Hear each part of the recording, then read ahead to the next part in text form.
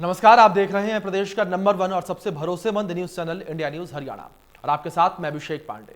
शहरी स्थानीय निकायों में पिछड़ा वर्ग ए के आरक्षण का रास्ता साफ हो गया है, यानी कि कभी भी गुरुग्राम, मानेसर और फरीदाबाद में निगम चुनाव का बिगुल बज सकता है।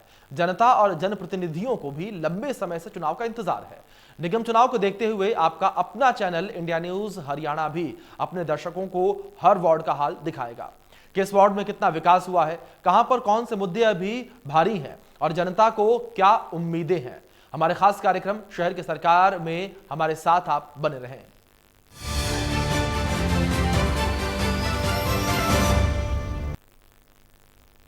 निगमों के मुद्दों पर बात करेंगे, ग्राउंड जीरो से आपको रिपोर्ट्स भी दिखाएंगे, लेकिन सबसे पहले ग्राफिक्स के जरिए दिखाते हैं कि तीनों निगमों में कितने वार्ड्स हैं।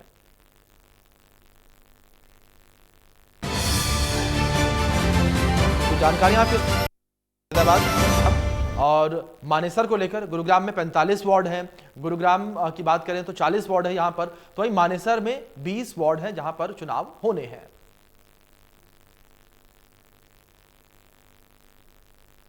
शहर की सरकार में आज हमारी टीम गुरुग्राम के वार्ड नंबर 12 पहुंची, जहां की ज्यादातर सड़कें बदहाल थी। जनप्रतिनिधियों को लेकर लोगों में गुस्सा देखने को मिला। रिपोर्ट देखें आप। नमस्कार, मैं मोहित कुमार और आप देख रहे हैं इंडिया न्यूज हरियाणा की खास पेशकश शहर की सरकार।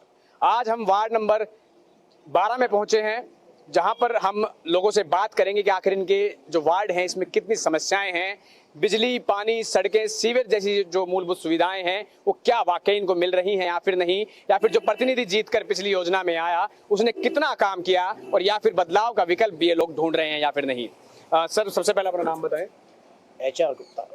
गुप्ता जी, आपके इलाके में सड़कों की अगर हम बात करें, जो कि पक्की सड़कें बनती हैं कंक्रीट की, उनके क्या हालात हैं? जहाँ तक मेरा अपना ख्याल है, सड़कें तो हम कह नहीं सकते, इनको खड्डे, ये जो गड्ढे हैं ज़्यादा कह सकते हैं। और पानी, जब बारिश, थोड़ी सी बारिश आती है तो पानी का बहाव तालाब जैसा बन जाता है, निकलना मुश्किल हो जाता है। पैदल चलने वाला आदमी ही जब गिर जाता है तो व्हीकल पे चलने वाला आदमी और क्या बुरा हाल होगा इससे।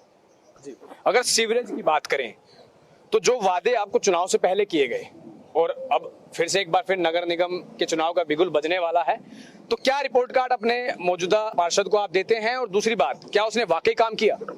मैं Bodhraj Sharma, house number 1132 sector 9। जो सीवरेज की बात है वो तो 4-5 साल से बहुत बुरा हाल है। ओवरफ्लो रहती है, तीसरे दिन ओवरफ्लो रहती है। किसी की सीवरेज ऐसा आदमी नहीं है, कोई गली नहीं है जो ओवरफ्लो ना होती है हफ्ते 10 दिन में।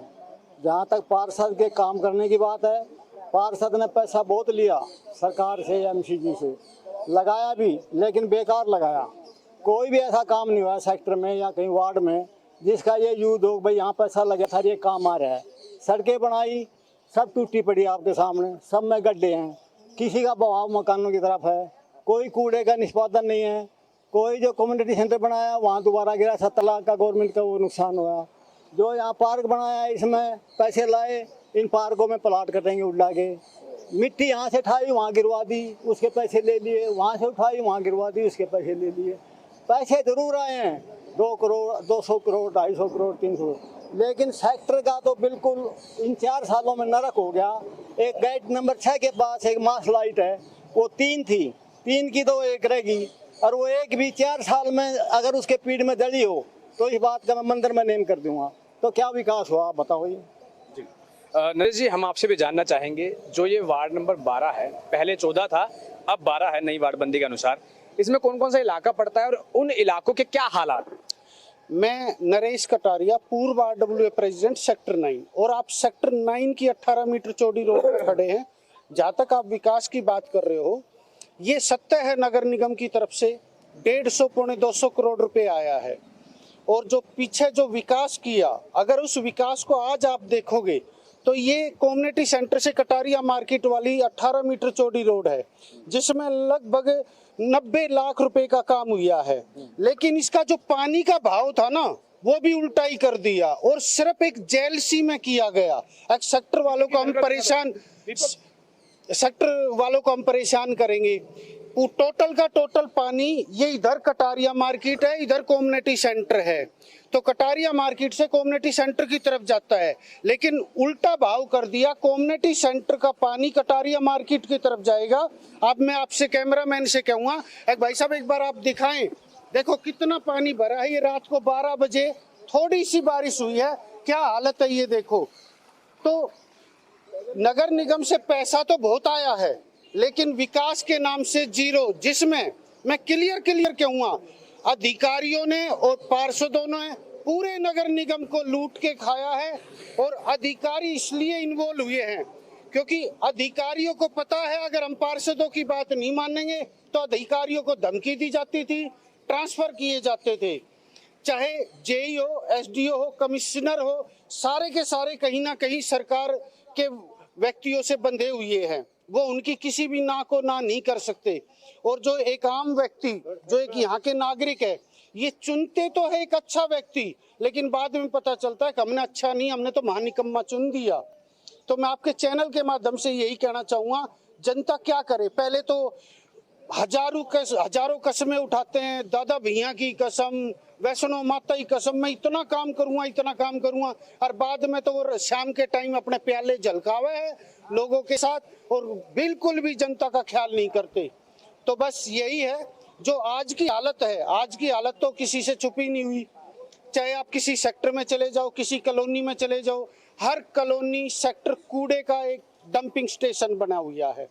सीवरेज का पानी हर गलियों में बह रहा है। ये तो चलो हड़ताल है, तो मैं ये भी रिक्वेस्ट करूंगा सरकार से जितनी जल्दी हो सके इसका डिसीजन ले। आज गुरुग्राम जो एक पूरे विश्व के मानचित्र पे एक मेट्रो सिटी कहलाता है, आज एक कूड़े का घर कहलाने लग गया है। जी बिल्कुल। अगर बात करें हम पीने योग्य पानी की, अगर हम बात करें तो आपके इस इलाके के अंदर जितना भी इस वार्ड के अंदर क्षेत्र में पड़ता है, उसमें पानी जो है पीने का वो कैसा मुहैया कराया जाता है? देखो, जब बारिश का समय आएगा उस टाइम पे जो पानी हमारा वाटर सप्लाई का जो सप्लाई करते हैं वो बिल बहुत ही खराब है। वैसे चलो उसका तो हमारे पास समाधान है, हर व्यक्ति ने अपना आरओ लगाए हुए है, फिल्टर सिस्टम लगाए हुए है, उस पर मैं ज्यादा कुछ नहीं कहूँगा क्योंकि जो सिस्टम जैसा है वो मेरे से ज्यादा आप भी जानते हो, सिस्टम बहुत ही खराब है। दूषित पानी आता है बहुत ज्यादा, यहाँ तक सीवर का पानी भी हमने पिया है।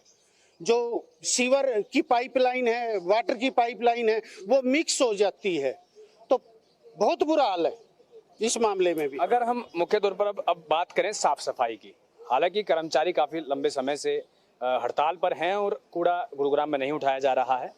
जॉइंट कमिश्नर नगर निगम के माध्यम से जो कर्मचारी थे वो कूड़ा उठा रहे हैं, कुछ हद तक सफाई हो रही है। मगर हम इस हड़ताल से पहले की अगर हम बात करें तो कूड़े की जो व्यवस्थाएं आपके वार्ड के अंदर थी वो कैसी थी? क्या वाकई कूड़ा पूरे तरीके से सुचारू रूप से उठाया जा रहा था, या हड़ताल जैसे जो हालात थे वो पहले भी थे? देखो, जब तक ठेकेदारी प्रथा रहेगी कभी भी कार्य नहीं हो सकता। सेक्टर 9 एक छोटा सा एरिया है, 37 कर्मचारी है और इसमें 70 ठेकेदार का ठेका है। मैं बिल्कुल नाम लेके कहूँगा, मैं पीछे 5 साल मैं RWA प्रेसिडेंट रहा, 3 साल से कोई और भी है, कभी भी उसने 18 से 20 से ज्यादा कर्मचारी कभी नहीं बेचे। ठेकेदारी जो परंपरा जो चल रही है ये मेरे हिसाब से खत्म होनी चाहिए, इसको एक स्थायी समाधान निकालना चाहिए। ये तनख्वाह तो वहां से 37 व्यक्तियों की लेते हैं लेकिन मौके पे काम नहीं कराते, ये भी सत्य है। अगर हम बुजुर्गों की बात करें तो जब आप अपनी किसी भी समस्या को लेकर के पार्षद के पास जाते हैं, प्रतिनिधि के पास जाते हैं, तो कैसा व्यवहार जो है आपको देखने को मिलता है? आपकी समस्याओं को सुना जाता है या फिर नहीं? सीनियर सिटीजन की तो बिल्कुल नहीं सुनी जाती है। हमारा एक बोर्ड था वहाँ कम्युनिटी सेंटर में सीनियर सिटीजन्स का, वही उखाड़ के फेंक दिया गया MCD वालों के द्वारा और जो है पार्षद के द्वारा। तो सीनियर सिटीजन की कहाँ ख्याल रखते हैं वो लोग।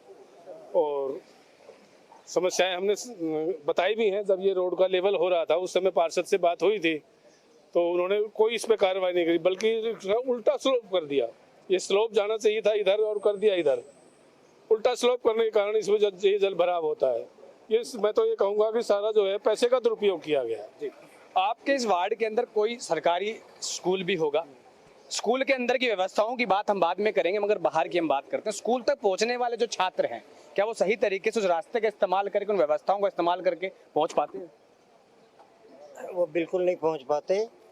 एक रोड जो कि गवर्नमेंट कॉलेज गवर्नमेंट कॉलेज से लेकर इधर 9-9A के बीच वाली सड़क तक मिलती है, वो 3 साल से उसकी खुदाई और बनाई चल रही है, अभी तक पूरी नहीं है। और वहाँ का जितना भी ट्रैफिक है वो सेक्टर के अंदर से डाइवर्ट होकर के जाता है। इस रोड की जिम्मेदारी किसकी है? कौन तैयार कराएगा इस रोड को? इसको ठेकेदार ने सुना था वो शुरू काम करवा दिया है, लेकिन उसके बाद ये काम शुरू होने के बाद ही बंद हो गया। इस चीज की जानकारी नरेश जी, जो रोड है कॉलेज से नाग अस्पताल से कॉलेज के माध्यम से सेक्टर 9 को कनेक्ट करती है, ये रोड हालांकि 3 साल से हम खुद भी देख रहे हैं कि अधूरी पड़ी है, आधी बन जाती है, आधी अधूरी रह जाती है। ये जिम्मेदारी किसकी? जिम्मेदारी तो सरकार की है, अधिकारियों की जिम्मेवारी है, लेकिन सरकार और अधिकारियों के अंदर एक ऐसे ठेकेदार है जिनके पास इंस्ट्रूमेंट तो कंप्लीट है नहीं, लेकिन सिफारिश लगा के ठेका ले लेते हैं, लेकिन काम करने की उनकी वार्ड के कार्यों में भी ये काउंट होती है?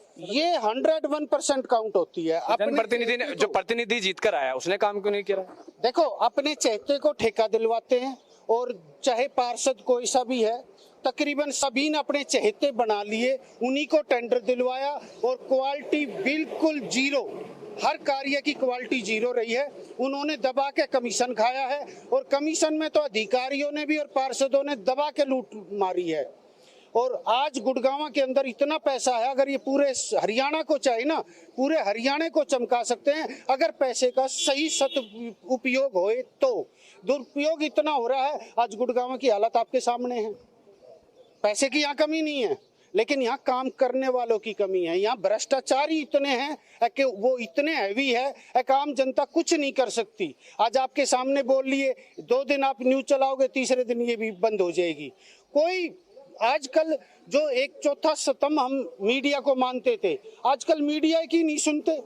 वो भी सोचते हैं मीडिया वाले 2 दिन चला लेंगे, 3 दिन चला लेंगे, उसके बाद शांत बैठ जाएंगे। सर, हमने जो एक प्रोग्राम शहर की सरकार शुरू किया है, ये रोज 5:30 बजे चलता है, और इसी तरीके से जब तक चुनाव नहीं आ जाते, हम इसी तरीके से हकीकत से रूबरू कराने के लिए हर वार्ड में एक प्रोग्राम करते रहेंगे। जिस तरीके से आज आपके वार्ड में किया है, ऐसी और वार्डों में करेंगे। तो खैर, ये वो लोग थे जो कि गुरुग्राम के वार्ड नंबर 12 से थे, जिन्होंने बताया कि सड़कें, बिजली, पानी जैसी जो मूलभूत सुविधाएं हैं, वो इनको चुनाव से पहले एक दिखा तो दी गई थी सपनों के अंदर, मगर जब हकीकत में चुनाव हुए और चुनाव जीतकर प्रतिनिधि जब आए, तो उसके बाद ये जो दूर दूर तक ये चीजें हैं नजर नहीं आई। ना तो बिजली नजर आई है, ना पानी नजर आया है, ना सड़कें नजर आई हैं। और सड़कों की हालत की अगर हम बात करें तो सड़कों पर पानी भरा है, और जिन सड़कों पर पानी नहीं भरा है वहां पर गड्ढे हैं, यानी या तो गड्ढे हैं या पानी भरा है, या फिर सड़कों की हालत खराब है। और सीवरेज की बात करें तो सीवरेज की सफाई के लिए अगर एक बार कंप्लेंट कर दी जाती है तो सीवरेज की सफाई नहीं हो पाती है, लोग परेशान रहते हैं। स्ट्रीट लाइटों की अगर बात करें तो स्ट्रीट लाइटें लगाई गई नगर निगम द्वारा,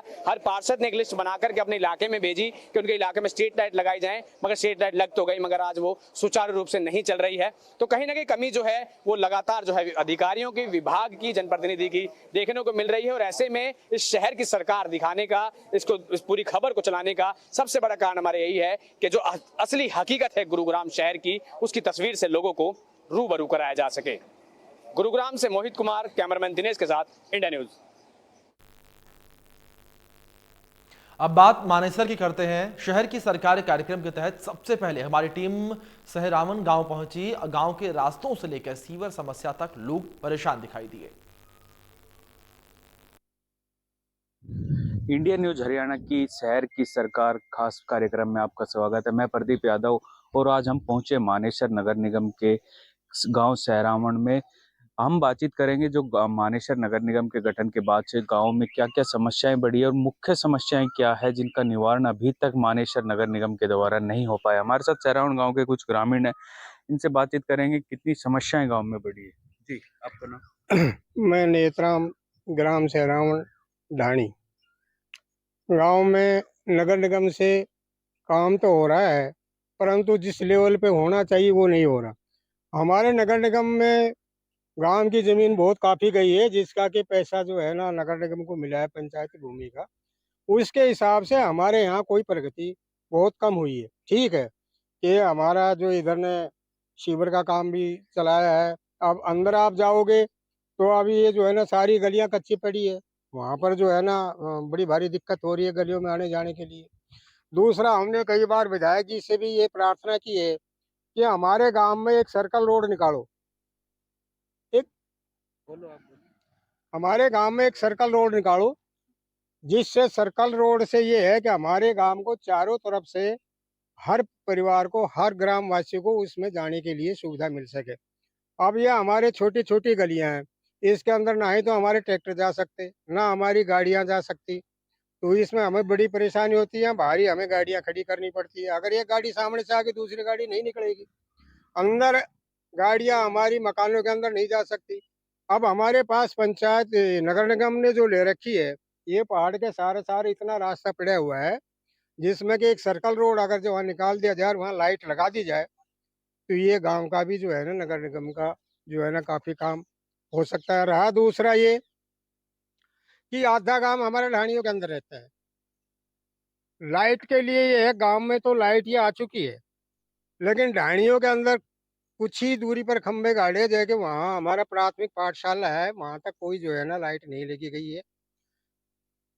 जंगली जानवरों का खतरा अरावली पहाड़ की वजह से जो यहाँ है, उससे ज्यादा वहाँ भी है। तो इसलिए जो है ना, हमने कई बार जो है ना ये कहा भाई वो लाइट जो हमारी कंप्लीट नहीं हुई है। दूसरा ये है कि यहाँ पर कम्युनिटी सेंटर यहाँ पर है नहीं गांव के अंदर। अगर हमारा कोई फंक्शन हो, कोई बाहर से हमारा कोई प्रोग्राम हो, या हमारा जो है ना बारात का किसी किस्म का, तो हमारे पास कोई ऐसा स्थान नहीं है जिससे कि हम जो है यहाँ पर उस प्रोग्राम को अपने सुचारू रूप से चला सके। जी, अगर हम गांव में पीने के पानी की बात करें, सर जब से नगर निगम बना है ना, ये सिर्फ वो मंदिर को छोड़ के कहीं भी डेवलपमेंट नहीं हो रहा। अंदर रात को किसी ने पर्सनल लाइट जला रखी, तो वो लाइट है, लेकिन लाइट यहाँ तक है, सब इस रोड पर। अंदर कोई लाइट नहीं। गाँव के चारों तरफ है, वो सब अंधेर खाना पड़ा हुआ है, रास्ते कच्चे पड़े हुए हैं, आधे से ज़्यादा कोई नहीं किया। साथ साथ ढाणी है, आधी जनसंख्या ढाणियों में है, वहाँ तो कुछ भी नहीं कर रखे। लाइट के खंभे लगाए जी, थे। अगर हम गांव में गंदे पानी की निकासी की बात करें तो देखो जी, कहाँ निकालोगा, निकालना तो मुझे तो बढ़िया चीज़ है, निकल जाओ तो। देखिए, गांव में काफी समस्याएं बनी हुई है, लेकिन अभी तक कोई समाधान नगर निगम के द्वारा नहीं किया गया है। जी, अगर हम बात करें पीने के पानी की या गंदे पानी की निकासी की, क्या सुविधाएं निगम के द्वारा दी गई? पीने का पानी की तो ये बहुत भारी समस्या बनी हुई है। एक बोर है और एक हरिजन भाइयों में पूरी बोर पूरा गांव में सप्लाई कर रही है। एक बोर का पानी ना आ रहा है, 10 दिन होगा कहते कहते, पाइप 20 जगह तक टूटा पड़ा है, ठीक करने वाला ना है। बंदरों की समस्या इतनी भारी हो रही है, बंदर आता है 10 बार कंप्लेंट कर दी, जंगली जानवर ये इतना इतना डोल रहा है गाय भैंसे, उन्हें पकड़ने वाला ही ना है। अभी तो टेंडर छूटा ना है, कभी कुछ कह रहा है, अभी ना है। अब समस्या इतनी भारी हो रही है कि पूछो मत ना। और गंदा पानी की निकासी खुद के पर्सनल प्लॉट में किसी के जा रही है। कोई ये नहीं है कि हाँ भाई कोई सरकारी जगह या कोई ऐसा करके जिससे फिल्टर होकर पानी वापस जा सके, ऐसे कोई वो नहीं है। एक थोड़ा सा दे- और है, बोलूंगा। जी, ढाणी के अंदर जो है नेशनल हाईवे जो जा रहा है, उससे नीचे से जो है ना अंडरपास है, जो कि ढाणी को जाता है, और दोनों तरफ ने जो है ना 4 लेन की सड़क है। जब हम अंडरपास से घुसते हैं तो इधर से भी गाड़ियां ट्रैफिक तेजी से आती है, इधर से भी आती है, तो वहां पर कई बार हादसे होली, उस पर ब्रेकर बनाया जाए। देखिए काफी समस्याएं मानेसर नगर निगम के वार्ड 8 में बनी हुई है। लोग काफी परेशान हैं, कहीं ना कहीं कोई समाधान ग्रामीणों को नहीं मिल रहा है, तो काफी बड़ी जी, क्या क्या समस्या निगम गठन के सारी बाद से समस्या ही है जी। निगम आने के बाद में कहाँ कोई पानी पूनी कहीं सुविधा नहीं, कोई चीज की सुविधा नहीं। अधिकारियों को अवगत कराया गया?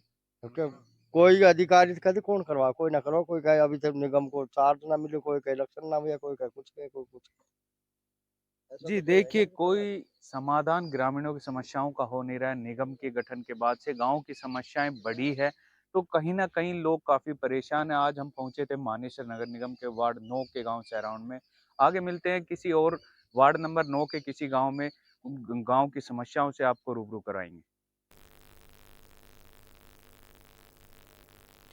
वार्ड नंबर 9 में ही पड़ने वाले फाजिलवास गांव का ही हाल आपको दिखाते हैं, जहां पर सफाई व्यवस्था चरमराई हुई है। स्ट्रीट लाइट भी यहां पर बड़ा मुद्दा है।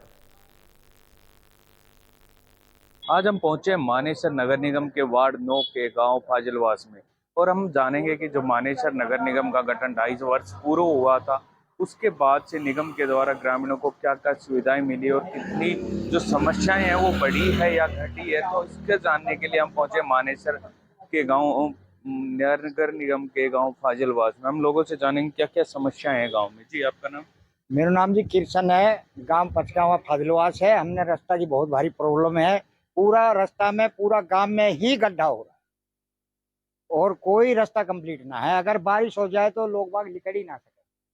क्या अधिकारियों का अवगत कराएं? अधिकारी को तो बोलना पे मैं इतना पढ़े लिखे तो हाँ, रास्ता की समस्या है ही है, सगड़ा गांव में नहीं है। जी, आपका नाम? मेरा नाम चरण सिंह है जी। गांव क्या समस्याएं गांव में समस्या सबसे मोटी परेशानी है जी, गांव के रास्ते खराब हो गए हैं सारे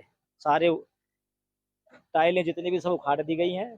सीवर लाइन डाली जा रही है, लेकिन आगे ट्रीटमेंट प्लांट जो बनना है वो बना नहीं है पहले, और सीवर लाइन डाल रहे हैं। तो बरसात अगर शुरू हो जाती है और बरसात में अगर ये रास्ते ठीक नहीं हुए तो निकलना दूभर है लोगों का।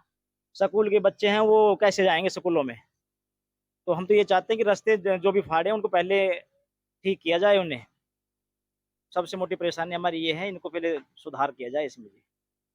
जो निगम का गठन डाइवर्स के बाद से गांव में समस्या है या सुधार?